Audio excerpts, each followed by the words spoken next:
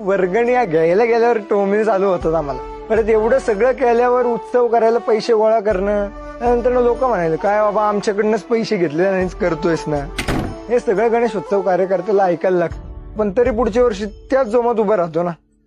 आणि त्याची मेंटॅलिटी अशी झालेली असते की नाही बाबा आता पुढच्या वर्षी आपल्याला तेच ऐकायचंय. परत तेही स्वतःसाठी नाही ना मागत तो. 11 रुपयासाठी तिथे 10 मिनिटं घालवायची, न चावायचं, आणि शेवटी पदरात आपले 11 रुपये पडणार, ते पण 6व्या मजल्यावर चालत जाऊन.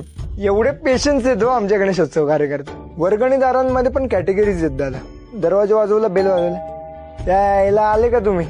आणि दुसरी पण अशी, अरे वा गणपती आले वाटतं जवळ, या बसा चहा घ्या. कार्यकर्ते म्हणून भरपूर जणांचं म्हणजे हे जर पर्सनल लेवलवर जर कोणी बोललं असतं ना, पोरं ऐकून नाही घेणार. पण नाही बाबा मंडळाचं काम करतोय, पोरांना ऐकूनच घेणं असतं.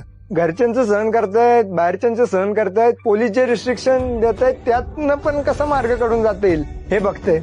अहो रात्र झटतायत, रात्रीचे 2-2 वाजता झोपतायत, सकाळी 8 वाजता उठून कामाला जाऊन परत 5 वाजता आले की वर्गणी काढ, मांडवाचं काम बघ, हे सगळं करताय. हे तर स्वतःसाठी नाही करतो कार्यकर्ता, त्याला ते मंडळाबाबतीत त्या उत्सवा बाबतीत काहीतरी तळमळ आहे आज.